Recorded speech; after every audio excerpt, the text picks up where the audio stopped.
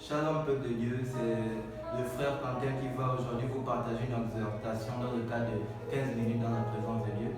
Aujourd'hui, le thème de mon exhortation est une question. As-tu réellement soif de lui? C'est une question que je te pose. As-tu réellement soif de lui? Le Seigneur Jésus pouvait dire en Jean 7,37 que celui qui a soif vienne et boive de mon eau. As-tu réellement soif de Dieu, mon frère, ma soeur? La soif, c'est en fait un sentiment c'est-à-dire c'est la résultante d'une sorte de privation. C'est-à-dire la soif comme la faim, c'est une sorte de privation. C'est-à-dire dans ce cadre spirituel, c'est la soif de la parole de Dieu. C'est la soif de l'intimité avec Dieu. C'est la soif de la présence de Dieu. C'est la soif de l'intimité avec Dieu. C'est la soif de la puissance de Dieu. Beaucoup de gens se posent souvent la question, pourquoi je n'expérimente pas Dieu? La véritable question que tu dois te poser véritablement, c'est as-tu soif de Dieu? Parce que celui qui a soif de Dieu expérimente Dieu chaque jour. Celui qui a soif de Dieu vit Dieu chaque jour. J'aimerais te dire, mon frère, ma soeur, que ces symptômes, en fait, la soif de Dieu se manifeste par le fait que tu le cherches dans la prière. Tu le cherches par sa parole. Tu le cherches par l'intimité à chaque fois, par les supplications dans la prière. Tu le cherches par la communion avec tes frères, par les exhortations mutuelles. C'est ça. Ça, ce sont les symptômes que tu as soif de Dieu. Mais j'aimerais te dire, as-tu réellement soif? Parce que dans cette génération, beaucoup de gens se disent, je veux expérimenter Dieu, mais on ne voit pas réellement la soif. La soif se voit exactement quand tu te mets à part. Regarde le prophète Moïse. Regarde Jacob. Regarde Israël. Regarde Jacob. Oui, Jacob c'est Israël. Regarde le Seigneur Jésus. Tu vas remarquer une chose. Jacob, qui a mené le combat, il était mis à peur. Moïse partait à la montagne. Il était mis à part. Regarde l'apôtre Paul et Barnabas. Le Saint-Esprit a dit aux apôtres, mettez Paul et Barnabas à part pour l'œuvre à laquelle je l'appelle. J'aimerais te dire que quand tu regardes ces différents profils, les hommes qui ont servi Dieu, quand tu regardes bien, ils ont été mis à part. Ils se sont mis à part.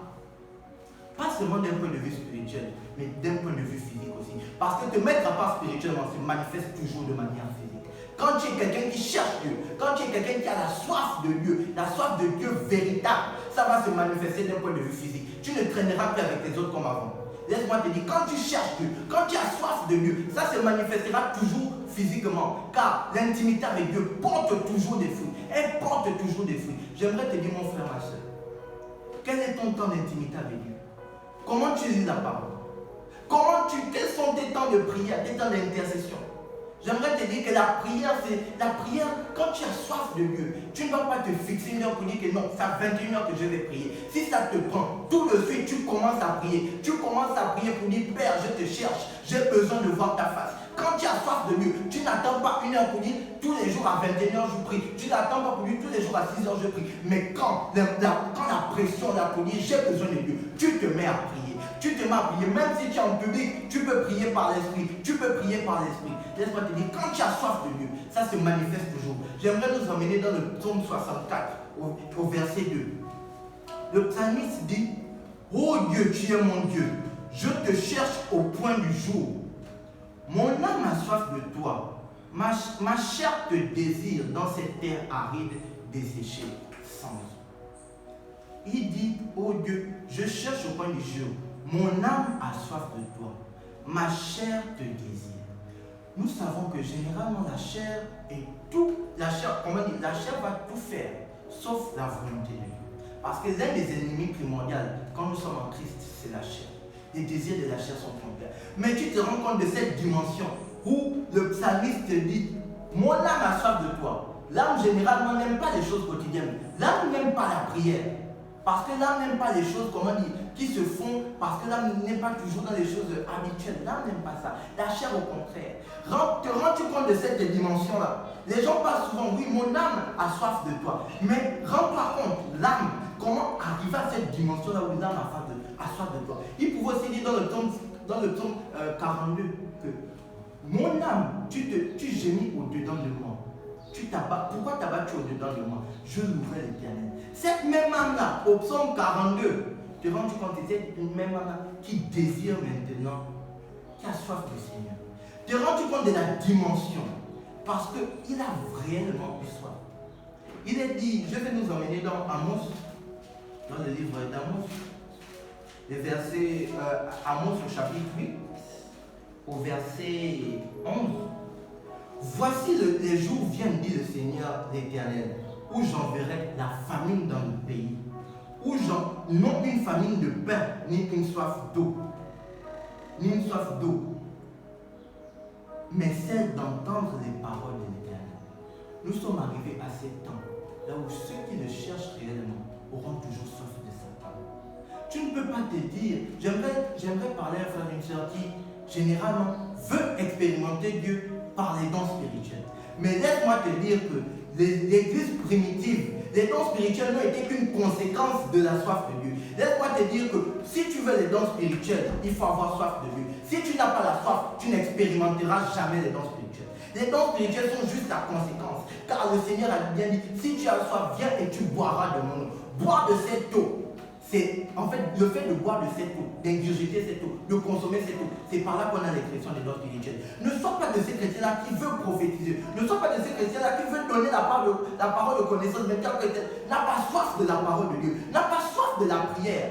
Tu te rends compte, tous ces grands hommes de Dieu, si tu suis leur vie, tu vas te rendre compte qu'ils ont des programmes de prière intenses avant chaque campagne d'évangélisation. Ils ont une discipline de prière qui n'a pas de nom. Ils ne se limitent pas à prier juste à des heures précises, mais quand la conviction vient du Seigneur, ils se mettent à genoux, ils supplient l'Éternel. Ne sois pas de ces chrétiens-là dans cette génération qui veut prophétiser, mais n'a pas soif de la parole de Dieu. Tu veux prophétiser, mais tu ne connais pas le message de Christ. À quoi te sert-il? L'apôtre Pierre pouvait dire, oh Seigneur, à qui irions-nous? Tu as les paroles de la vie. Il n'a pas dit à qui irions-nous, tu manifestes la puissance. Il n'a pas dit à qui irions-nous, tu fais les miracles. Il a dit à qui irions-nous, tu as les paroles. Il n'a pas pensé au miracle, il n'a pas pensé au prodige, il n'a pas pensé au fait de manger et de boire. Non, il a pensé d'abord aux paroles. Tout chrétien, tout disciple de Christ, tu ne peux pas être disciple de Christ si tu n'as pas soif de la parole de Dieu. Tu ne peux pas te proclamer, dire que tu es prophète, tu es voyant, tu vois, mais tu n'as pas soif de la parole de Dieu. J'aimerais te dire, tu prophétises, c'est vrai, tu vois, c'est vrai, tu donnes des paroles de connaissance,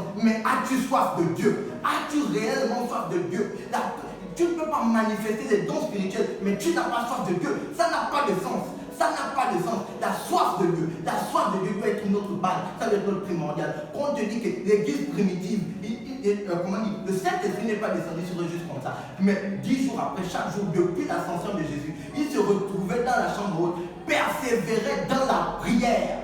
On n'a pas dit qu'ils étaient juste là. Ils persévéraient dans la prière. Tu dois supplier d'eux. Ils s'exhortaient mutuellement. Ils gardaient les paroles de la vie, les paroles du Seigneur Jésus. C'est-à-dire qu'ils gardaient le message de l'évangile. Ils gardaient le message de l'évangile. Garde-tu le message de l'évangile. Tu donnes des prophéties dans ton assemblée. Tu donnes des prophéties à tes frères et sœurs. Mais connais-tu les paroles de la vie? Connais-tu le message de Christ? Connais-tu ce qui s'est passé à la croix de Golgotha, à la croix de Calvaire, quand son sang a coulé? Connais-tu de quoi il en retourne? Connais-tu le message de la rédemption de nos péchés, de l'espérance du salut? Est-ce que tu connais ça, mon frère, ma soeur? J'aimerais te dire, nous devons prendre conscience en ces temps que les dons spirituels c'est bien, mais les dons spirituels ne doivent être que la conséquence de la soif de Dieu.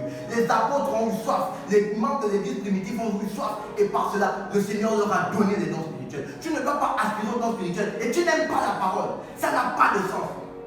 La meilleure des prophéties se trouve dans la parole de Dieu. C'est la meilleure des prophéties. Il n'y a pas meilleure prophétie que celle qui est la parole même de Dieu.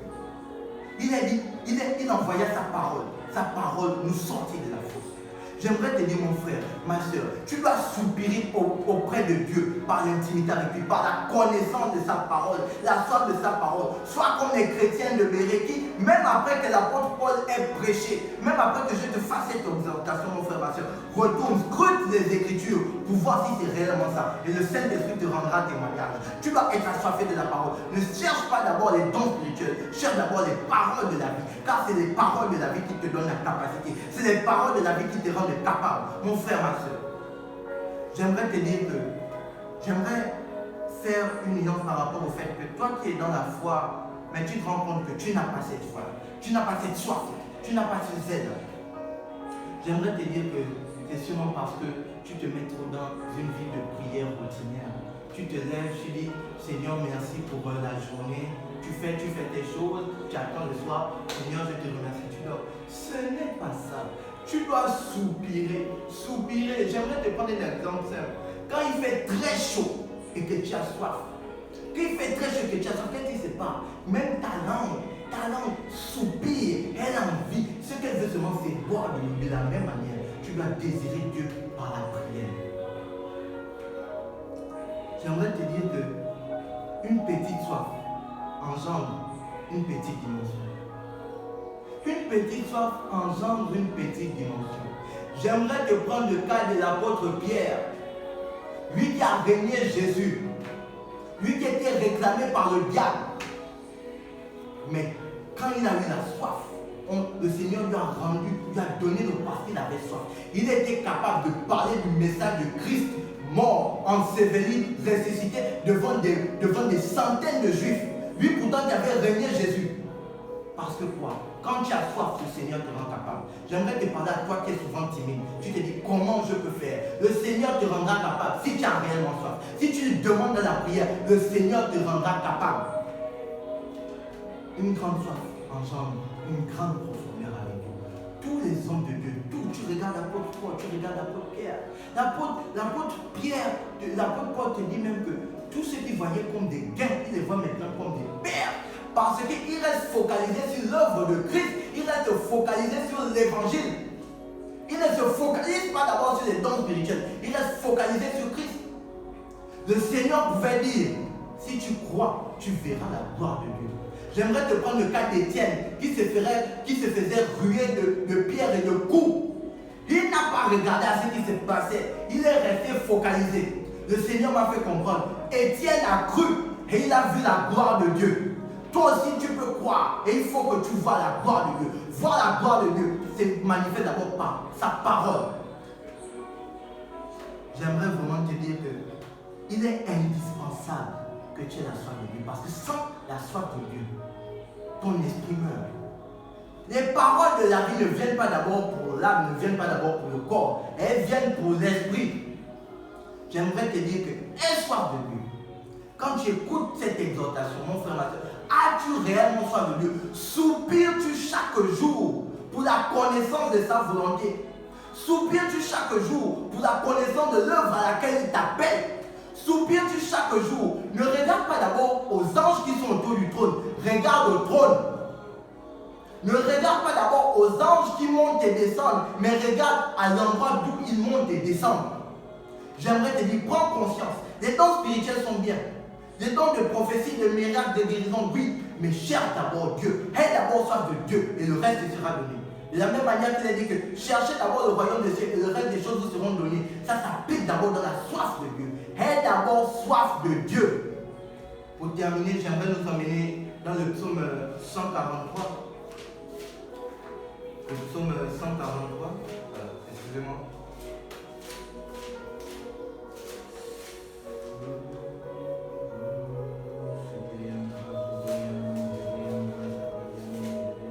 Le psaume 143, oui, excusez. Le psaume 143 au verset 6. J'étends mes mains vers toi. Mon âme a soif de toi comme une terre altérée. J'étends mes mains vers toi. C'est un abandon total. Si tu ne peux pas dire que tu as soif de Dieu et tu ne t'abandonnes pas de Dieu.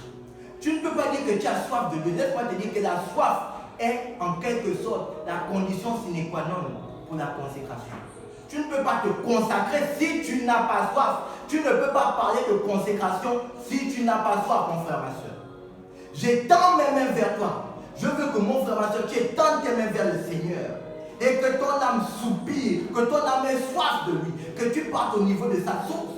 Pour nous chrétiens, que tu te positionnes, tu dis au Seigneur, je me positionne au pied de la croix pour connaître ta volonté, pour connaître de quoi il en retourne. Mon frère, ma soeur, j'ai une prière particulière pour toutes les personnes qui ne connaissent pas Jésus. Parce que généralement, la soif de Dieu pour les personnes qui ne connaissent pas Dieu, qui ne connaissent pas Christ, se manifeste par ce vide intérieur. Pour à chaque fois, tu vas te lancer dans les connaissances des dieux hindous, des dieux indiens. Mais parce que ton âme, ton esprit réclame la connaissance du Créateur. J'aimerais que tu donnes ta vie à Dieu. Parce que ce message est aussi pour toi. Cette soif, le Seigneur veut que tu exprimes cette soif. Que tu sois imitateur de Christ. Jésus avait cette soif. De son vivant, il avait cette soif. Quand il n'était encore que simple homme, il avait cette soif. J'aimerais, mon frère, ma soeur, toi qui n'as pas encore accepté Jésus, que tu l'acceptes comme Seigneur et Sauveur, pour découvrir véritablement Dieu. Je sais que tu t'es souvent posé des questions. Est-ce que je connais Dieu? Dieu c'est trop vague. Dieu c'est quoi? Tu dis souvent comme les autres, tu suis juste par conformisme. Oui, Dieu, Dieu, Dieu. Mais j'aimerais que tu expérimentes Dieu. J'aimerais que tu connaisses Dieu véritablement. Comme les gens, comme moi je peux l'expérimenter. Comme l'apôtre Paul a expérimenté à des dimensions presque incommensurables. J'aimerais que tu expérimentes Dieu. Mon frère, ma soeur, toi, dont les idées sont confuses, dont les pensées sont confuses, j'aimerais que maintenant, toutes ces pensées captives par l'ennemi soient menées à l'obéissance de Christ. J'aimerais maintenant que tu puisses, comme l'évangéliste Étienne, voir la gloire de Dieu, car tu auras cru, car tu auras eu soif. Mon frère, ma soeur, reviens auprès du Père par le Seigneur Jésus.